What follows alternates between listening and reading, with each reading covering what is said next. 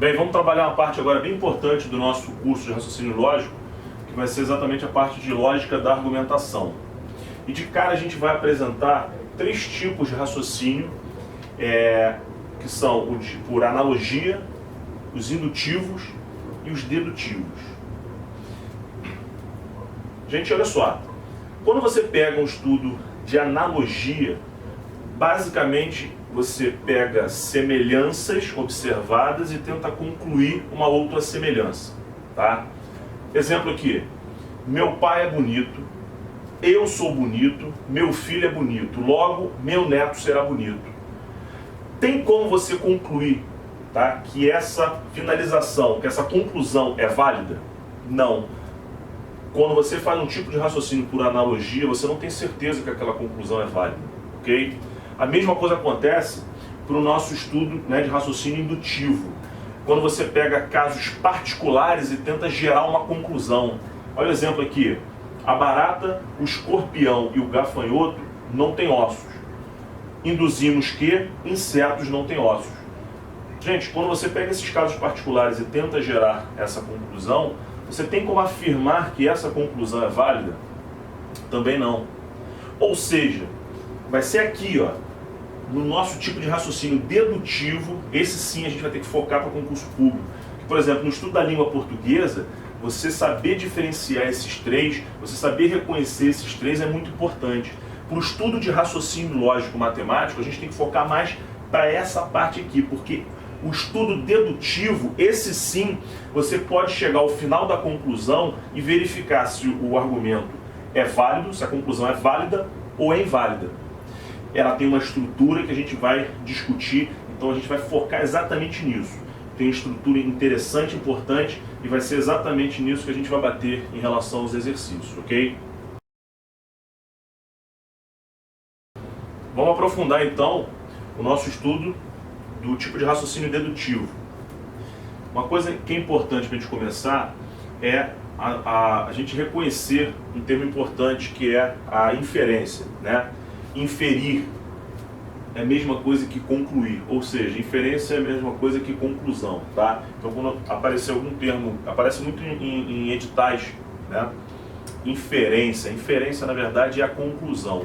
Conclusão essa que vai aparecer na estrutura de uma argumentação dedutiva, tá? Então vamos lá, uma estrutura de argumentação dedutiva é dada por várias premissas e ao final uma conclusão. Existe um caso particular que é essa aqui, quando você tem duas premissas e uma conclusão. O termo matemático, tá, que a gente dá é o de silogismo. Gente, silogismo nada mais é do que um caso particular de lógica de argumentação, em que você tem duas premissas e uma conclusão, tá? Então vamos lá. Estou repetindo aquele caso que foi apresentado agora há pouco. Primeira premissa, tá? Todo homem é mortal. Segunda premissa, Pedro é um homem. Conclusão, Pedro é mortal. Gente, uma coisa que é bem interessante é a gente perceber o seguinte. Vamos pegar um conceito da língua portuguesa mesmo, do estudo do raciocínio dedutivo. Geralmente a primeira premissa é um caso geral. A segunda premissa já vai para um caso particular e aí depois vem a conclusão, ok? Isso é muito interessante porque torna essas premissas mais verdadeiras, tá? É meio complicado quando você trabalha premissas muito particulares e tenta jogar isso na lógica de argumentação, fica um pouco esquisito, tá? Embora não comprometa. Então, geralmente, os concursos respeitam essa estrutura dedutiva. Casos gerais, depois casos particulares, para depois vir a conclusão. Agora, uma coisa também que é importante, eu falei do silogismo, né? Duas premissas, uma conclusão, mas você não precisa simplesmente achar que sempre vai ser nessa estrutura. Pode acontecer algumas questões de concurso de aparecer 3 premissas, 4 premissas e aí depois a conclusão, tá? Mas vamos trabalhar com essa estrutura. Um instrumento muito interessante para resolver esse tipo de lógica de argumentação vai ser com diagramas de conjuntos, certo? O famoso diagrama de Venn, um instrumento matemático bem importante. Olha como é que vai ser interessante esse instrumento para a gente chegar à conclusão dessa lógica. Porque o mais importante é, ao final da leitura das premissas da conclusão, você julgar se o valor lógico da conclusão é válido ou inválido. Vamos tentar? Primeira coisa que eu vou fazer aqui, eu vou fazer um diagrama, tá? Um conjunto bem grande, e eu vou considerar que isso aqui é o conjunto dos mortais, ok? E aí o que eu vou fazer? Bem, se todo homem é mortal, eu vou criar aqui um conjunto dos homens contido no conjunto dos mortais. Com isso eu estou representando a primeira premissa. Todo homem é mortal, ok? O que eu vou fazer agora? Analisando a segunda premissa, eu vou colocar, Pedro é um elemento, né? Então eu vou colocar o Pedro aqui dentro. Aqui está o Pedro. Então eu estou obedecendo a segunda premissa. Pedro é um homem. Conclusão. Pedro é mortal? Sim. Pelo diagrama você percebe isso, você não tem dúvida nenhuma. Você não precisa mais ficar preocupado com a interpretação. Se o Pedro é elemento, né, ele pertence ao conjunto dos homens, e os homens está contido no conjunto dos mortais, logo, realmente Pedro é mortal. Logo, gente, esse caso aqui é um caso de lógica de argumentação que é válida, ok? Simplesmente a gente usando o quê? Esse instrumento de diagramas que é bem interessante, tá bom? Vamos fazer um caso agora que vai dar uma conclusão inválida. Essa aqui, ó. Mais uma vez silogismo, tá? Duas premissas e uma conclusão. Primeira premissa. Todos os pedreiros se sujam. Então, a primeira coisa que eu vou fazer aqui, eu vou fazer um conjunto bem grande das pessoas que se sujam. E aqui eu vou colocar o conjunto dos pedreiros. Beleza? Estou obedecendo a primeira premissa. Vamos para a segunda premissa. José está sujo. Eu vou pegar então o José, que é um elemento, lembra? Casos gerais, particular. Vou pegar o José, que é um elemento, e vou colocar aqui. Aqui está o José.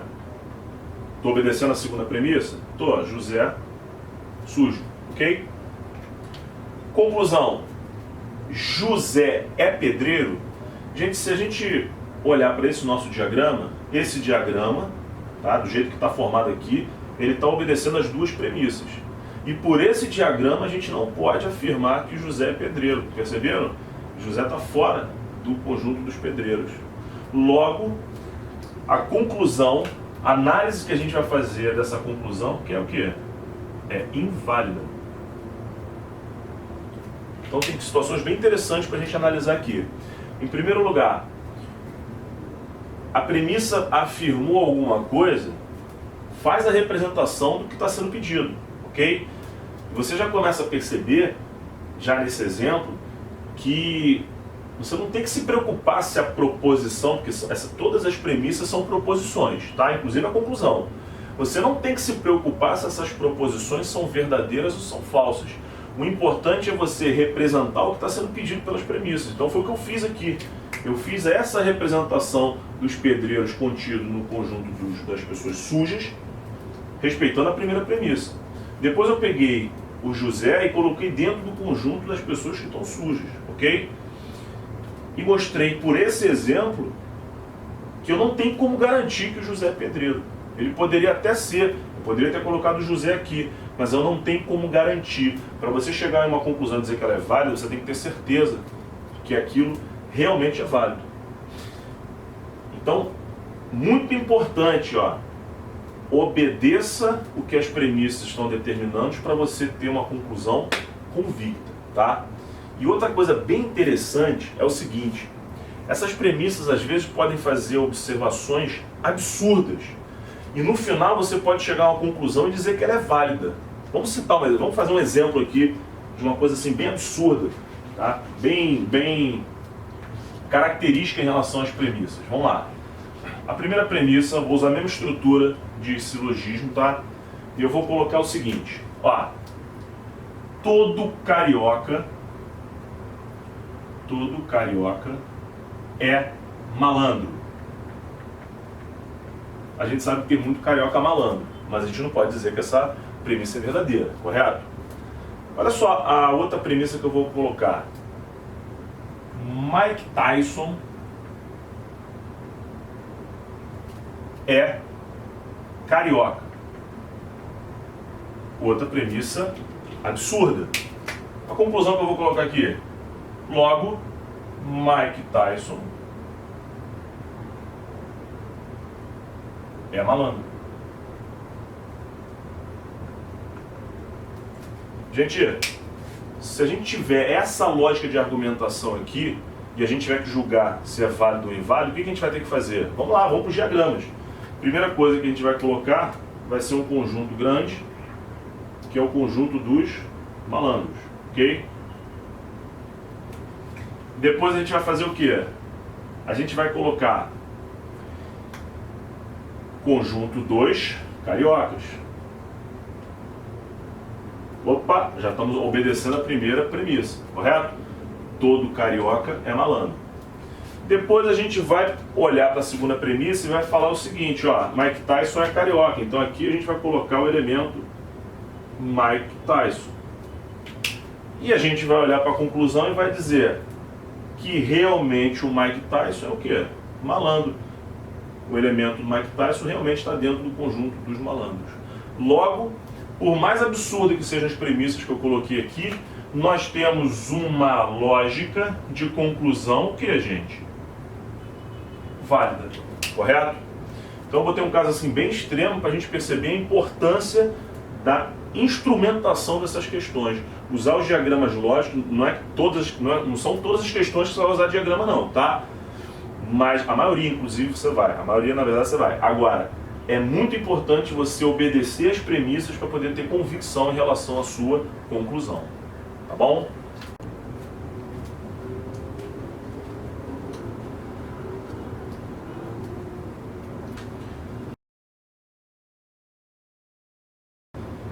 Vamos trabalhar um exemplo bem interessante aqui, tá? E eu escolhi esse exemplo pelo seguinte. Primeiro, para apresentar uma outra forma de lógica de argumentação diferente do silogismo. Essa aqui, por exemplo, tem 3 premissas, certo? E uma conclusão. Então, é uma estrutura já mais encorpada. E uma outra coisa, a gente, na hora de trabalhar agora os diagramas, a gente vai fazer algumas variações. Vamos treinar então essa parte de diagramas aqui. Vamos lá. Obedecendo a primeira premissa, nós temos todos os insetos são aves. Então, o que a gente vai fazer? A gente vai fazer um conjunto das aves e vai colocar um conjunto aqui dos insetos. Tudo bem? Obedecemos a primeira premissa. Depois a gente vai olhando para a segunda premissa e vai dizer, ó, todas as aves são pedras. Ou seja, a gente vai ter que criar um conjunto maior aqui das pedras e o conjunto das aves tem que estar contido no conjunto das pedras para obedecer a segunda premissa. Vamos para a terceira premissa. Existem homens que são insetos. Bem, gente, esse conjunto dos homens a gente poderia representar de várias maneiras nesse diagrama. Eu vou colocar uma que possa abranger bastante coisa, que vai ser esse aqui, ó. Vou pegar os homens, então pode acontecer dele absorver todos os conjuntos, tá? Inclusive tá aqui fora. Mas por que eu coloquei dessa maneira? Lembrando aqui o conjunto dos homens, ok? Eu coloquei dessa maneira porque ele diz que existem homens que são insetos. Então tem que ter um elemento nessa interseção desses dois conjuntos. Olhando para a conclusão, o que ele diz? Existem homens que são pedras. Ou seja, gente, inclusive eu vou botar até mais um elemento, né, já que existem homens que são insetos. Então eu vou botar aqui, ó, 3 elementos. Existem homens que são pedras. Realmente, se você pegar esses elementos aqui, né, que são esses homens, com certeza eles são pedras, porque se eles estão dentro do conjunto dos insetos, eles também estão dentro do conjunto das pedras. Logo, por mais esquisita e absurda que seja essa argumentação toda com premissas absurdas, nós podemos sim dizer que essa conclusão é o que, gente? É válida.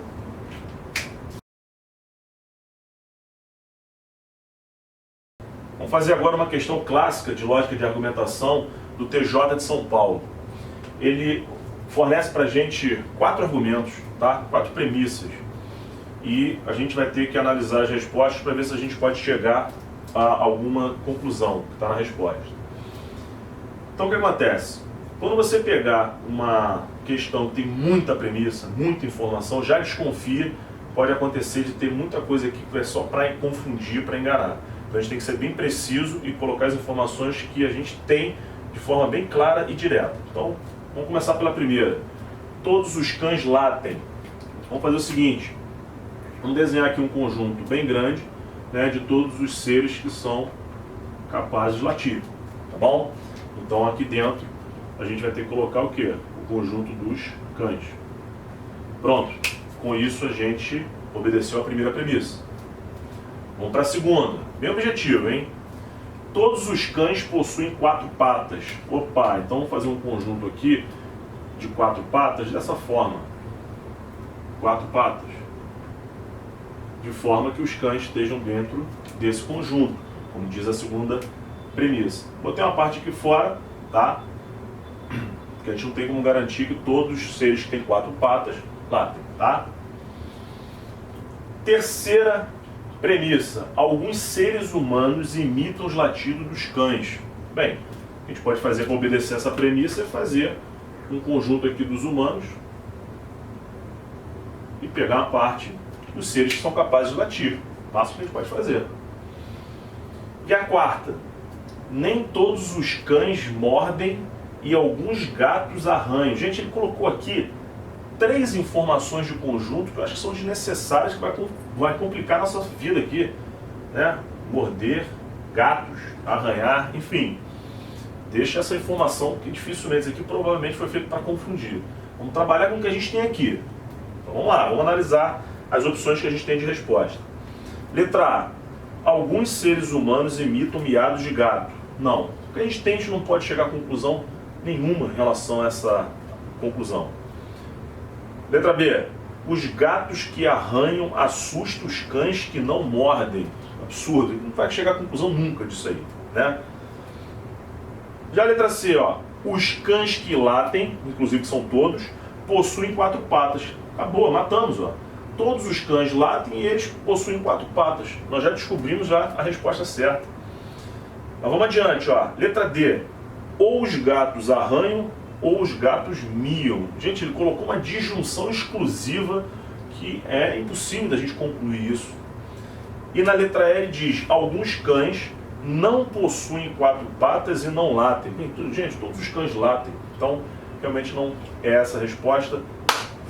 Concluindo, né? A resposta certa realmente é a letra C de casa.